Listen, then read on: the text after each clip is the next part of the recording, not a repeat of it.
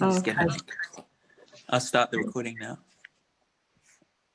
Maybe we should ask people first. We can ask at the end also, because we can also, you know, just keep it and then you have also a reference. It's just if we want to put it on YouTube or on our website, then we're gonna have to have people's consent, obviously.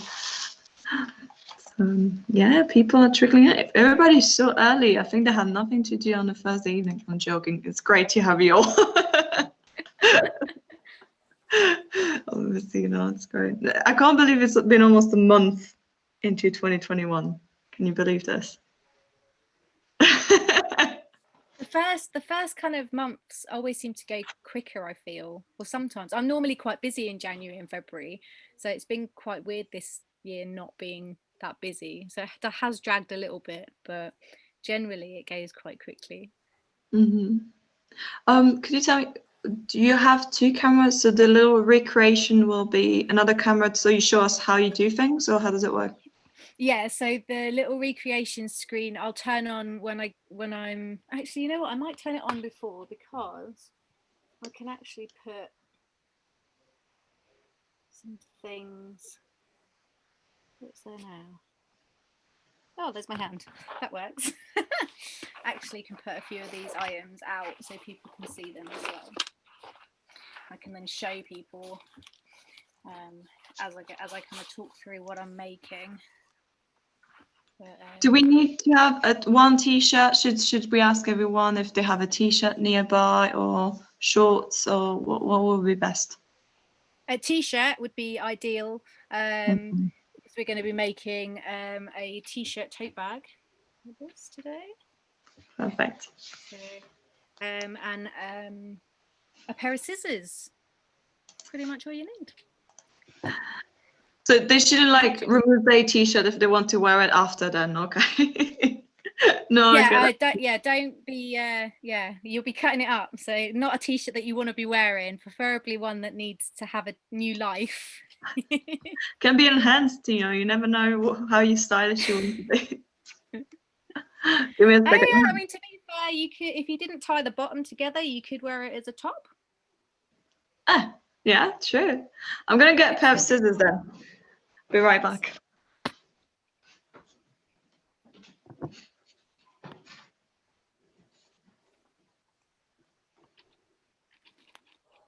I just noticed that the other t-shirt that's here that I'm not allowed to cut up has got a hole in it, so I might have to convince him that I can cut that one up.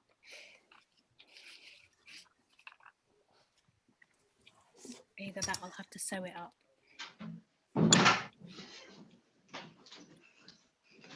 Perfect. So I think people are trickling in even more. How many people have we got? Got about 8 people. So let's wait one other minute. I think then we can gently start. I will anyway start with a presentation by Global Shapers so that more people have time to come in. You need me to stop sharing? No. I don't have any slides, so I'll just a few minutes. So don't worry about it. You can leave your slide. It's fine. Who else is here? So we have I can like introduce you a bit to my team. So we have Jivan that you've talked to before. Jivan is from Global Shapers team. We've got Laura, who's working with us on the EcoFashion project, who's also in Cambridge, and he's trying to join Global Shapers, hopefully soon. And I think we have Will, who will be joining very soon too, who will take part. So it's nice. Those who I don't know, welcome. I hope you'll enjoy this. I think I can get started. Jivan, you good for this? Yeah. Perfect. Okay, so let's get started. Can everyone hear me well? Loud and clear. Yes. Perfect. So welcome to the first webinar of 2021. This is our third webinar for EcoFashion. I'm Eleanor. I'm in Global Shapers from the Cambridge Hub. Global Shapers are basically an association or group of associations all around the world that were founded by the World Economic Forum. It's only for people aged 18 to 32, and basically we're targeting changing the world and solving local problems and then collaborating with hubs everywhere in the world. The project right now we're working on, the reason why you're here, is for EcoFashion. It's the name of the project. It's for sustainable fashion, but also not only high class fashion, but actually all the problems with fast fashion, helping people understand what is the impact of fashion on climate change, on pollution, on also ethically what are the problems with fashion, and specifically fast fashion. And we have several parts in our project in EcoFashion. We're trying firstly to have a range of webinars. This is one of them, where we try to inform you about the different impact of fashion, how you can change it, what are the things that you can do, not only in the way you buy, but then what you can do after that. When you've done with a t-shirt, Kirsty is going to give us a beautiful example today. And other things that we do is we're trying to map out the shops in Cambridge that are sustainable, so that people, when they want to go shopping, they will find easily a sustainable option for them. We're also trying to change, so we mainly associated with Cambridge University. So we decided to try to change all the stash from colleges and university sports team to a more sustainable option, because that's over thousands of kits per year. And if we can change that, that would be fantastic. And we might do also a workshop where we might teach people how to sew. Maybe Kirsty can give us a little, course. That'd be great. So this is basically what we do, and it's obviously non-profit. We have a website that I can send you to at the end. And yeah, I hope you enjoy this. Kirsty is our guest tonight, and I'll let you tell us who you are, what's fashion for you, what do you do to be more sustainable, how you got there, what inspired you. And if you get lost on the way, I'll ask you more questions. If everyone could mute themselves, there will be a Q&A at the end, or you can send a question in the chat if you really want to ask it quickly. We'll be checking them. And if you have a t-shirt that you don't want nearby, Kirsty will be showing us a little trick, if we can say this like this. So enjoy, and yeah, see you at the end. Go for you. Excellent. Thank you very much. Well, first of all, thank you very much for having me here. It's a very different setting for me, but I will try and explain to you how I've created all of this stuff behind me that you can see, and why it's important to me to pass on my knowledge and share with you what I've learnt and what I've created. So my background is pretty much all corporate and live events. It's where I've been working for the last 15 years. And in 2012, I was asked to do a much more responsible job on a festival site. And the company I was working for wouldn't give me the time off. It was a voluntary role, and I wasn't able to do it if I was still working for the company that I was working for. So I quit my job. My mum thought I was crazy, but it was much more important to me to do something that was in my heart and actually was in a much nicer environment.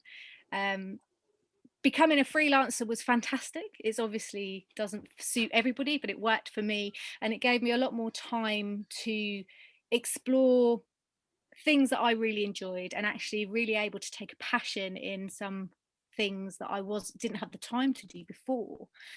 It also opened up the world of festivals to me in a way that is just astounding. The creativity on sites are just amazing, but also the waste is astonishing and heart-wrenching. I've got some slides to go through to explain to show you what happens on festival sites, and then to explain to you how I've made a difference, or how I feel like I'm trying to make a difference in saving the textile waste. Mainly, most of what I do is recycling, I upcycle festival waste, mainly tent materials, but also a lot of other different materials that are found on festival sites, and I upcycle them into decorations predominantly, which I hire back to festival sites to decorate their fields, and then I donate a percentage of my profits back into charities in need. At the moment, those are mainly refugee charities, because a lot of the charities I work with on the festival sites are collecting tents for refugee camps. And then this year as well, I've started making a variety of different accessories out of the fabrics that I've collected, because I haven't been able to hire any festival decorations, so to make some income and to get some much needed funds to the charities that are still trying their best to support the refugees, to get some funds in for them as well. So let me go through some slides with you and show you what I do. So here I am. My main three objectives with Little ReCreations, which is the company that I've created, are to reduce usable materials that are destined for landfill. Like I said, for me, this is predominantly textiles, but it can include anything. Festival sites are littered with very usable items, be that food, which I collect to go to food banks, torches, lights, phone cables, hats, scarves, gloves, all of which are in usable conditions, which go to different charities or groups that need those items, and waste fabrics that are ruined, torn, or otherwise not usable for what they've been built for originally, which I can then upcycle and create things like this behind me. Upcycling is what I do. This is me at Glastonbury. I don't even stop when I'm in a field. I can still get my sewing machine out and create things in all kinds of environments. And then education. It's really important to me that people understand what goes on these sites, and it's important that we can create a circular economy rather than everything going through into the waste and into rubbish. All of these fabrics are still perfectly usable. It's just finding people who can have the time and create different things out of them. So this is kind of what happened to me. I was shoved into a situation where I was asked to go and help some charities at Boomtown, actually, in 2016, I think it was. And I met this lovely group of people from FWRD, which is the Festival Waste Reclamation and Distribution Group. Now, they collect a whole range of different things from festival sites, and don't panic, these other photos are not the festival sites, these are the refugee camps, and this is where most of the tents that are salvaged from UK festival sites are sent. Unfortunately, the people that manage these sites often tear them down, burn them down, or trash the tents. So often families have only got these tents for days before they're wrecked. So what they get from the UK festival sites, although part of me wishes that things weren't left behind on festival sites, these items are invaluable for the people that need them out in the refugee camps. And I met up with Angus, who's the guy at the front there with his glasses, and his friend Mark, who's at the back with his beret, and went around collecting tents with them for 2 days solidly, and that was not even the half of it. At that point, I realised that there was a lot of these tents that had been ruined, they'd been torn, they'd been burnt, people just slashed them with their knives, they defecate in them, they're unusable and uncollectible. But the fabric on them is often fine. So I just started cutting bits of fabric off. And by the end of it, I had about 3 bin bags, which was all I could carry back to my van. And it all started from there. It led into years of fun and collections, and despite the fact that I was then predominantly collecting textiles for my own business, I still went out with the same groups and helped them to collect items that were useful for their own charities as well. As some of those people are collecting, like I said, for the refugees, some of them collect for local hospices, they collect just sleeping bags, some people will just collect chairs, some people go round for the food banks, and there is a huge amount of stuff. Are you ready to see the festival sites? That is the question. So this is what is left at the festival site, and this is a reasonably good photo. I started nicely. This is Reading last year, and no one is here. This is at the end. Everyone has gone home. The security guards check all of the tents to make sure that there's no one left. And it just gets worse. The amount of rubbish left behind is just disgusting. And if there wasn't armies of people going around collecting this stuff, it would all get scooped up and put into skips and sent to landfill. And it's quite a lot of the time when we first go onto site, we literally stand there for a few minutes and just kind of try and digest what is left. And then we crack on, gloves on, and we go round and we collect as much as we can. But you can see here from some of the states of the tents that they're just not usable as tents anymore. But the ones that are collected up, and van loads of tents and sleeping bags and roll mats, containers full of items, are sent to distribution centres and warehouses where they are checked and tidied up, zips are mended, and they're cleaned up and then sent out to their new homes, which is great.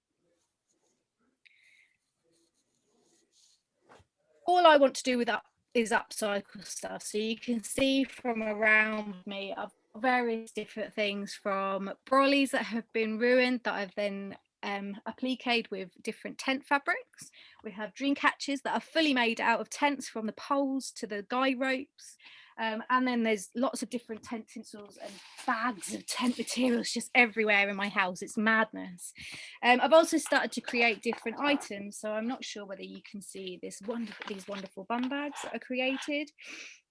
So the zips come from the tents themselves. The straps I get, I was actually donated a load of stuff from an old parachute company with loads of tags and webbing and straps, so that's all come into handy as well. Even things that can be worn backed with just a little bit of fleece can then be worn as a wonderful scarf. So we've got, and this is a tent that was from Reading. I know this one, I recognize it. So lots of different items that can be used again, and that's what's important to make sure that this fabric is not sent to landfill when it's perfectly usable. So here are a few of the items that I've made as well. See, there's not just this brolly in the background, I've got a whole collection of different ones, and these are all made, the brollies themselves are not the greatest, but everything that's appliqued on them is as a patch, so I can take that off and pop it onto a new brolly when the brolly's had its fill. And also in collaboration with different companies. There's a company that I work with in Ireland that takes the old brollies and they upcycle the metal to other things and fix them and reuse them. So it's all about kind of working together. My flags have been a project for this year. They haven't actually been on a festival site yet, but using parachute silks that were donated, I managed to get some massive, these are 8x4 flags. They stand 20 foot up into the air, and the poles and the equipment that actually attaches the poles are yet again guy ropes and tent poles left behind at a festival site. So other than the scaff pole that is fair game on festival sites, everything else is upcycled from what I've gathered. Dream catchers are a great thing to make. Again, the tent tinsel, which is one of the best, well, one of my best hireable items, always different. People like to pick out their own tents if they've donated them to me because they've broken, so they like to see their own tents in the decorations. And then I've got a quick video here of my flags, so let's have a look at this. My wonderful local cricket club opposite my house allowed me to put these up in October, so I was quite happy with that.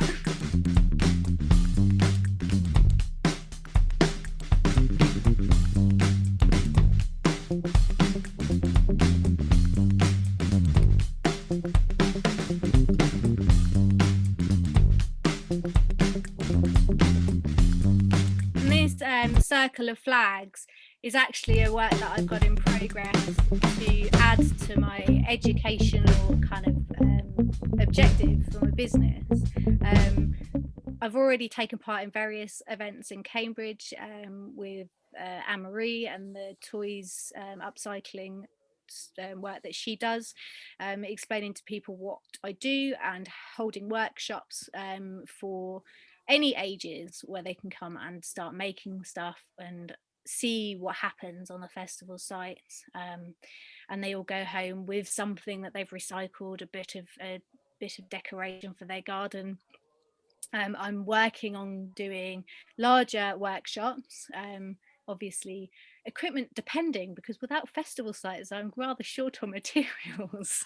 But as the world changes, so we all must adapt.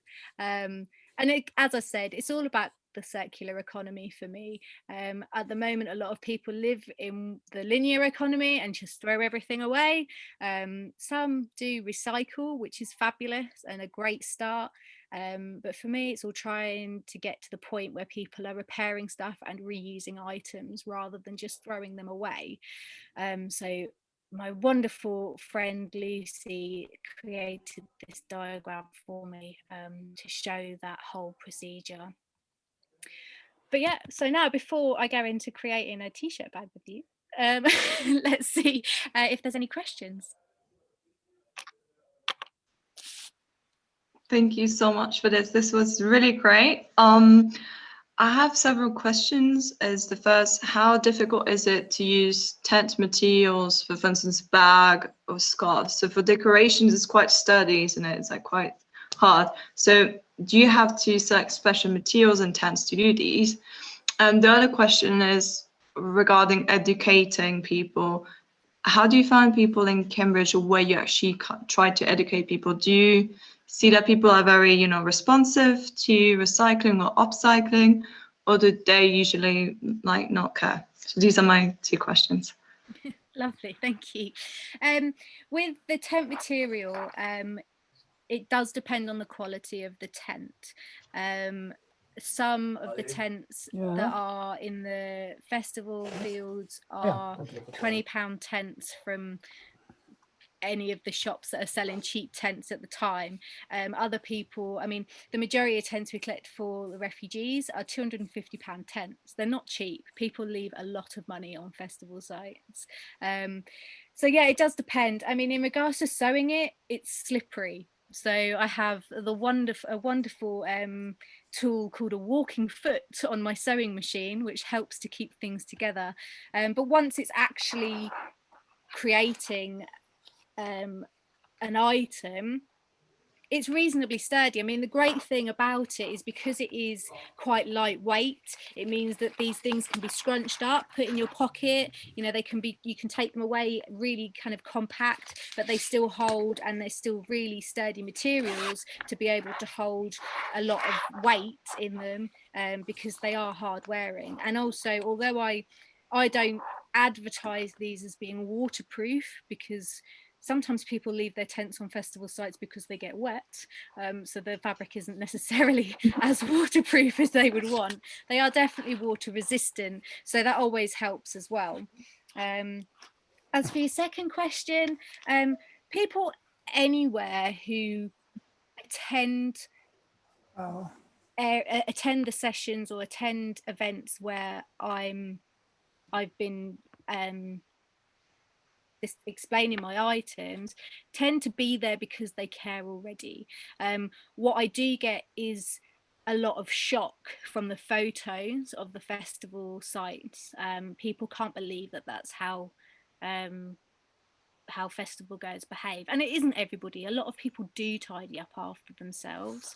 I think generally people are really interested in knowing how they can help, what they can do. My mailing list shoots up every time I've been onto an event, and there are so many people that are keen to join in with the collecting and the salvaging on festival sites that hands on deck is never a problem when it comes to collecting the materials. So people do care about it. So do you think it would be worth having maybe, kind of sign when you're at the festival, so that when people come to the festival, you could tell them, well, if you don't want your tent at the end, come and leave it there, rather, so that it could reduce actually your work of collecting, and people would feel maybe less prone to leaving them dirty and soiled, as you say. Maybe, do you think that kind of infrastructure would be possible to have, in a festival? Just instead of having just recycling of glass bottles and paper, you would have one for your tent. You just let it go in there and it'd be fine. Do you think that would be feasible? Absolutely, and it already exists on a lot of Okay. sites. They have massive areas which are advertised when people come in that have big signs saying pack your tent up and leave it here if you don't want to take it home with you. Unfortunately, managing that is a lot harder when it happens. Encouraging it is easy, actually enforcing it is really hard. A lot of festival sites have what's called eco bonds.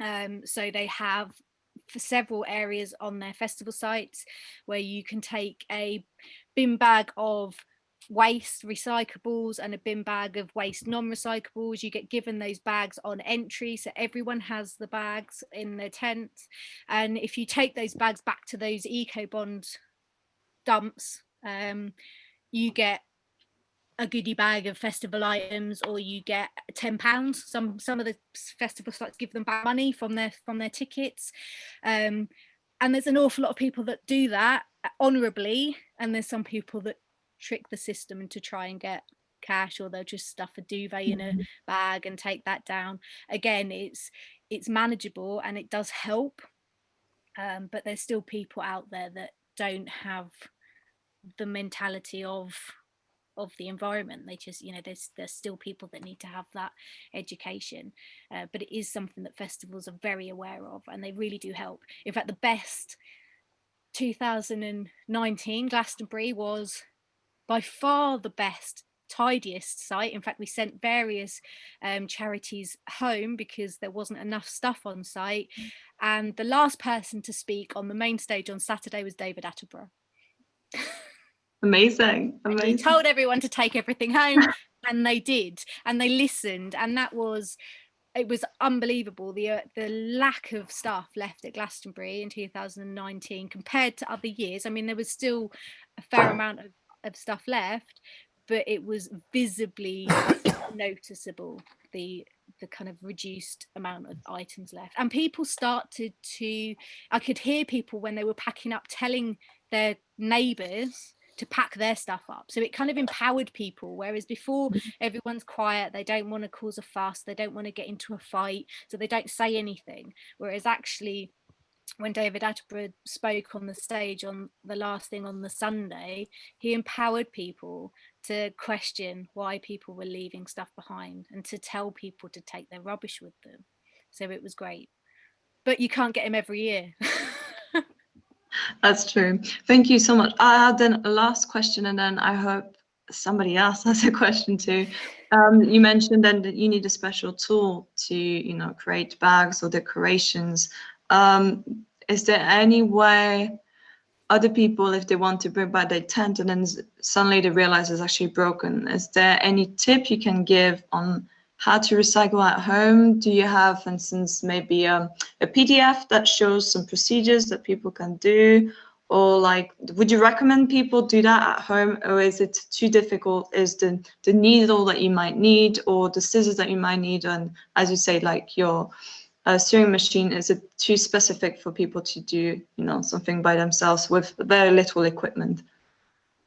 So the stuff that I've been creating this year, which has been mainly accessories and clothing, is very much sewing or sewing machine dependent. But most of the decorations I make aren't. I'll show you, for example, this is one of the decorations that I've made. Now all I've used is scissors and tying. This is a process called macrame. You can look up YouTube videos on macrame and how to do that. These are all guy ropes that have been cut at a certain length to be able to get the knotting in, and then I've just adorned it with cut up bits of tent. Now I use pinking shears to get this zigzag effect, but you don't have to, it doesn't fray, so actually it's very versatile and no sewing needed for that. Show you. Gonna have a bit of a timber moment, I think, at the moment with this. This is what I call my tent tinsel, which is like bunting, and again it's just cut bits that are cut up. I cut them about 2 inches, I don't know, maybe 12 inches long each piece, and underneath this which you can't see until I go to the end, is again another bit of gyro with one of the wonderful toggles that you get on your gyro, and that is all it is. No sewing, just cutting and tying. It's time consuming, but the effect is amazing and it sounds good. It does indeed. That's great. Then it's really nice to know that people can, do it easily too. Although we shouldn't put you out of business, but it's still nice if people can do it themselves, Absolutely. And things like the tent tinsel stuff, you don't need to have tents to do this. You could do this with your old t-shirts, with your socks, anything that's fabric. Obviously the tent works best for me because I can leave it outside in all weathers. But if you want to have a smaller version, you could just get smaller ties and have it in your bedroom or around your house. Use it as Christmas decoration if you don't want it out all year round.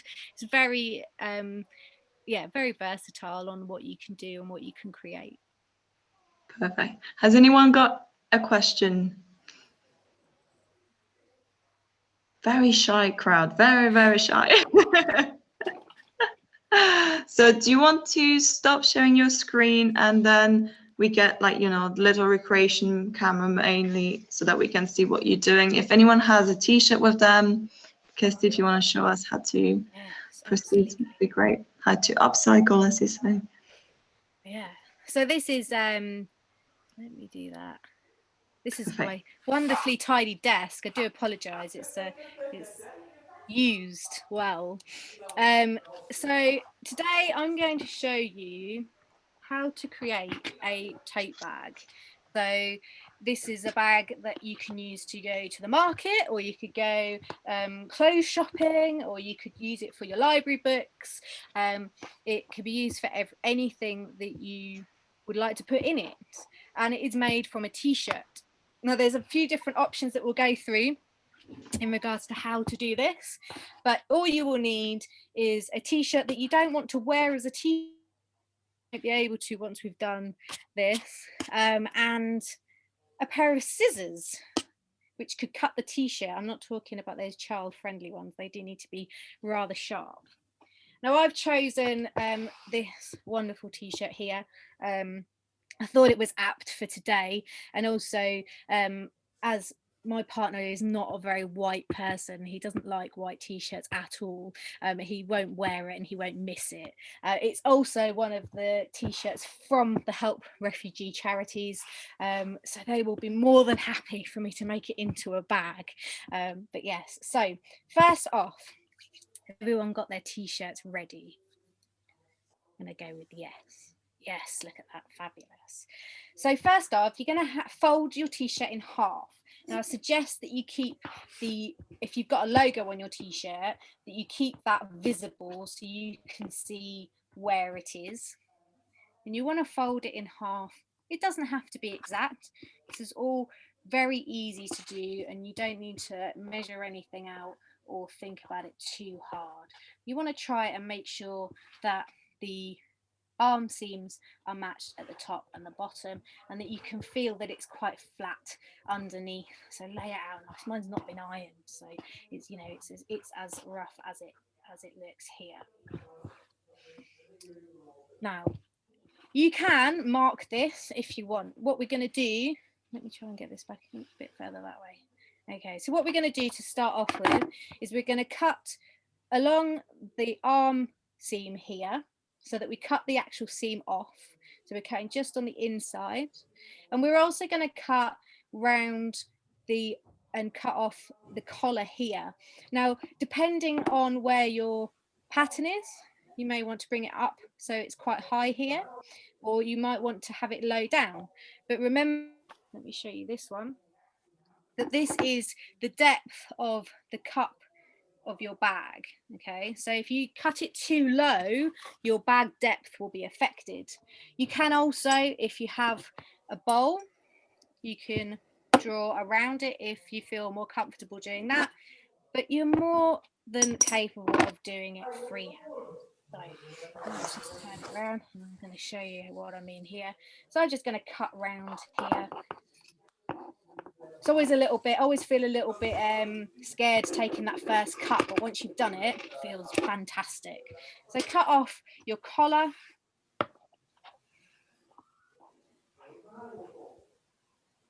Try and make sure that that's all visible. And then again, just make sure that your seams match there, and you're going to cut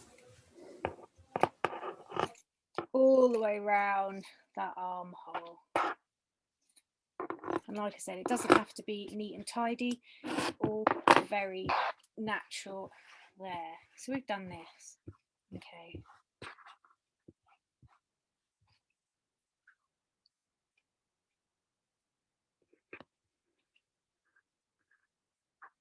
Now I've got a little bit of, I've missed a bit of my seam here, so I'm just going to trim that off whilst you all finish doing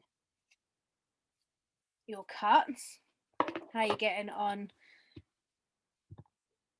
Look, you're still looking busy. I have my kitchen like scissors, so it's not incredible. I'm happy I'm making a bag and not a t-shirt, because the opposite would be quite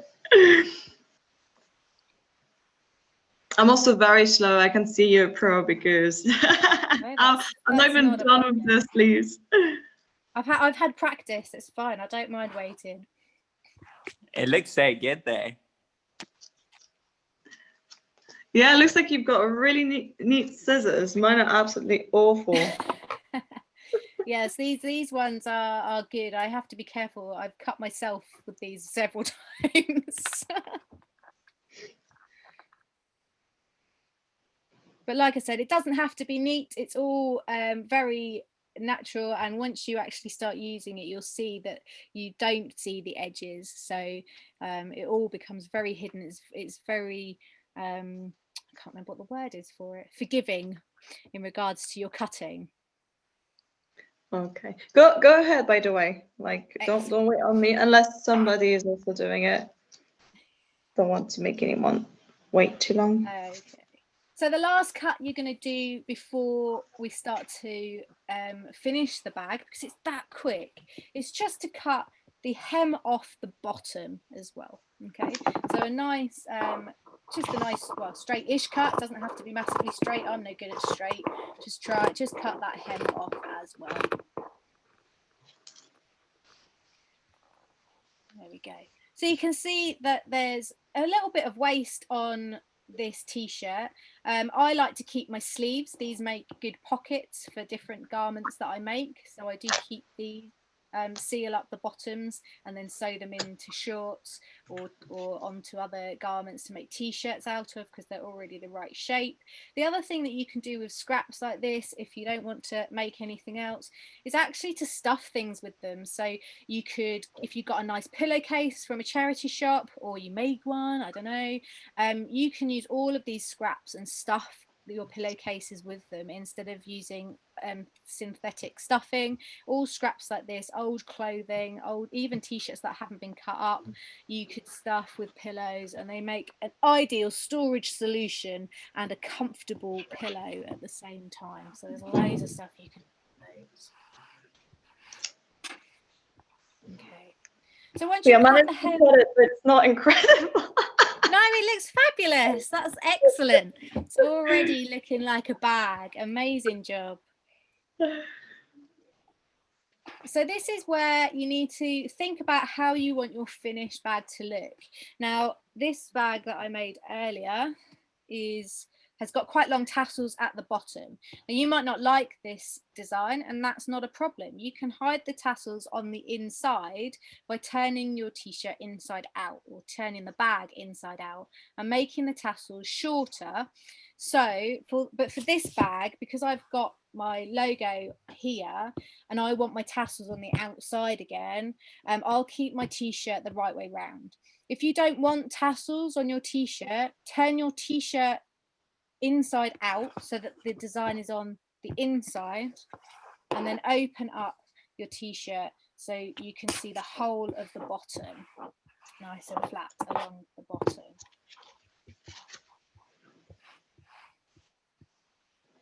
Okay, so if you want your tassels, if you don't want tassels, you want to have your t-shirt inside out. And if you do want tassels on the outside of your bag, you want your t-shirt the right way.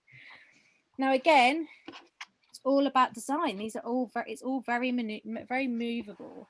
You need to think about how deep you want your bag. So if you want to have an A4 book in it, then you need to make sure that it's deep enough for a book. If you want to have some oranges in it, you might only need it to be a little bit shorter. But I like making mine as big as I can, really, so I can get lots of stuff in. And I also like my tassels to be a reasonable length. But again, it's all totally personal preference. What you need to think about is how long you want your tassels from the bottom. So if you want to have just short tassels, you only need to think about cutting a very short amount at the bottom. If you want to have longer tassels, you need to cut up further. I'm going to explain to you what you're going to do. So from the edge, let me move it across so you can see the edge. It's a bigger t-shirt than my table is. Okay, so what we're going to do from the edge is cut up the t-shirt.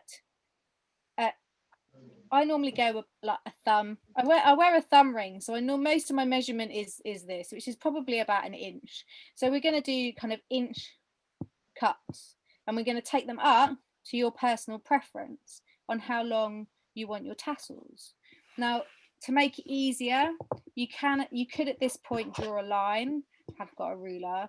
I didn't add that to my list of things that you might need, but you can draw a line across your t-shirt just in pencil, which would rub out, or if you have got tailor's chalk, you can draw it in tailor's chalk as well. So you're then going to cut your inch line. So nice, move you back to where you were before.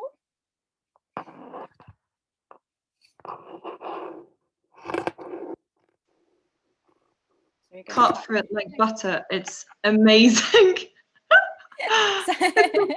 Too much. Just you wait till I catch my finger, then it's not quite so amazing. It adds a bit of colour to the t-shirt, you know. It would indeed, yes it would. So cut along your t-shirt. Again, you're just looking for roughly even cuts. Like I said, roughly 1 inch, maybe 2 centimeters, 2.5 centimeters. You're cutting these along, trying to make sure that the top edge is straight, because you want to make sure the bottom of your bag hasn't got too much of a wonk to it. And I do have pictures of this process as well, so if you are falling behind, don't panic. I can provide you with some pictures so you can continue afterwards as well. I won't be doing them because my scissors are really bad and I think I'm not managing to cut through. Oh no! I'll These just scissors are turning it needed, in and out. different scissors. Okay, so the other thing you can do if you are okay with sewing is that you can just sew the bottom of your bag shut. You know, you can do that hand sewing or by machine. It's pretty simple, but this is a way you can do this without sewing anything, which is fantastic. So I won't continue. What I'm going to do is show you how to finish this off so that you can see the process come to an end, because I'm not sure how many people are actually doing it. The last cut on both sides is just to split up the seam. The tassels. We can't see it, sadly. Maybe move it a bit. There you go. Perfect. Go. So this one at the end, because it's got the seam on it, you just need to cut that in half so that you've got 2 tassels. Okay. So to make this sealed, so there's no hole on the bottom, it's really simple. You're just going to tie stuff. Oh, my hair's getting everywhere. So you're going to tie this once, like this, and then again. So you've got a nice double knot here, and you've created your first tassel. Fantastic. Now the second tassel is not any trickier. It's the same knotting. Oh, let me keep this in view. You'll have one tassel that kind of looks like it's going upwards. So leave that one up to start off with. And then take your tassels here, your second set, and you're going to tie one tie it once, leave the one that's going up, replace it with the previous one that's going up, and tie a second time with that tassel. Okay. Now you want to pull this reasonably tight, but it doesn't need to be really tight because there's a certain amount of stretch in the t-shirt fabric. Now the reason we do this alternate tying is to stop the gaps. So if I tied just these two, you'd then have a hole in the middle. Okay, so to prevent, that's what you do to prevent the hole in the middle. So tie once, leave the one that's going up, take the one from the previous one that's going up and tie your second knot with that. Okay, and work along doing that all the way along the bottom of your t-shirt. So the one that's up stays up, and then you take the one from the previous one, so and so forth, all the way along.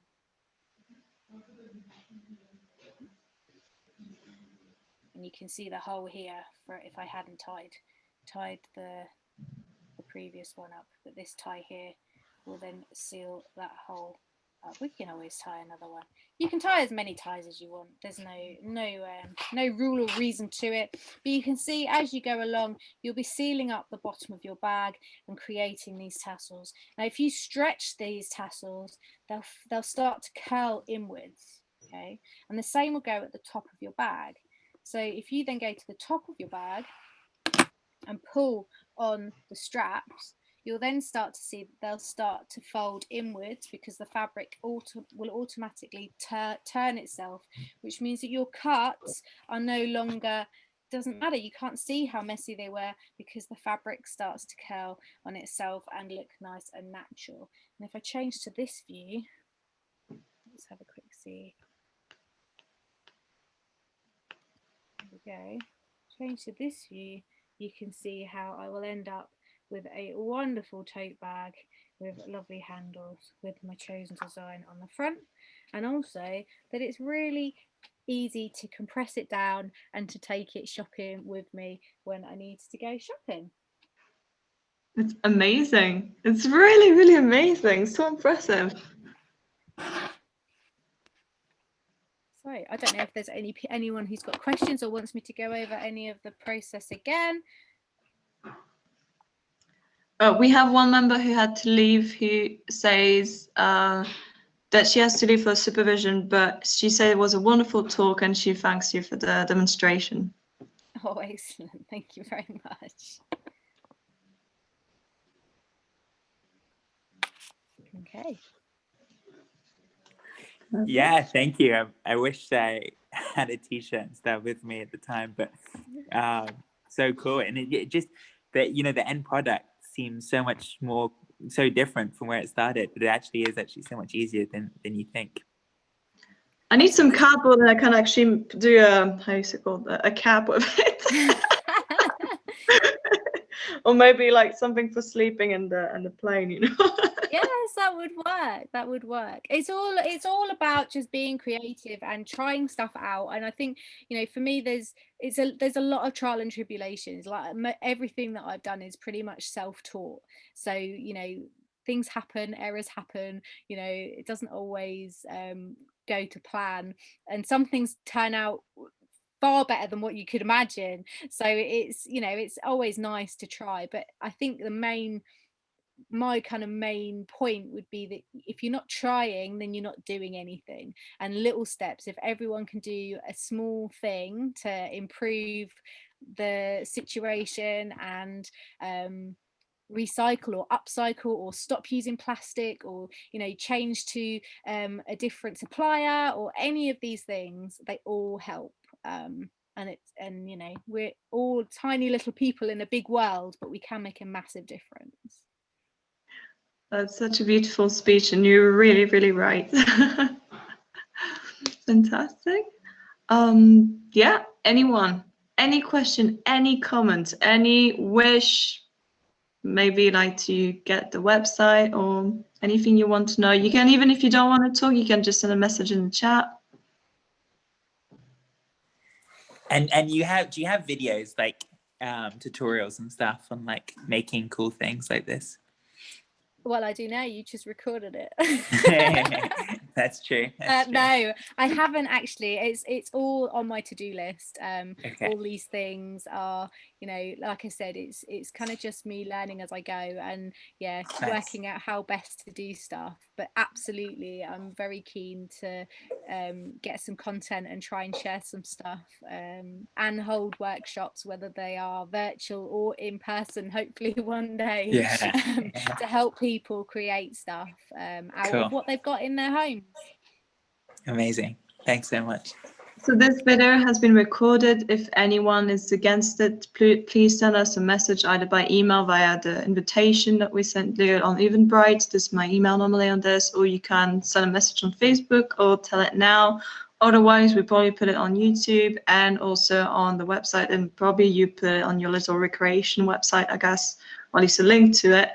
And also, because you feel free to like crop the video that you can do, you know, your own tutorial using some parts of this webinar if you want. Okay, so I think that concludes this wonderful webinar. Thank you so much. It was really, really interesting, and well done for everything you do. It's really impressive, and I find it amazing that you can, you know, like not only clean the places, upcycle, and at the same time help refugees. It's just, you hit the jackpot of goodness, you know. Thank you so much for doing all this. It's really inspiring. Thank you very much. You're most welcome. It's been my pleasure. Thank you. Thanks so much. Very interesting. Really great to have you. Thank you.